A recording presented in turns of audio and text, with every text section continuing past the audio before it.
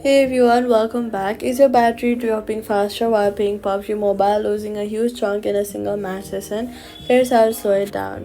First, go to your settings, then go to display and brightness and lower your screen's brightness since PUBG's mobile's bright map lighting and full screen graphics makes its brightness one of the biggest battery drains during play. Next, in the settings, go back and go to background app refresh and then all for apps you're not using since PUBG Mobile's rendering engine already uses heavy processing power and background apps complete for the same battery resources.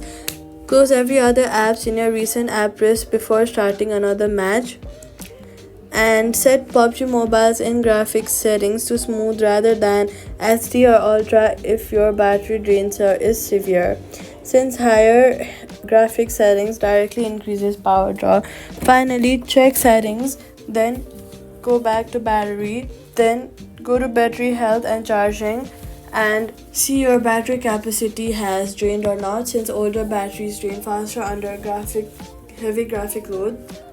So all you've got to do is lower brightness, turn off background app refresh, close background apps, check battery health, PUBG Mobile drains list, and that's it. Subscribe.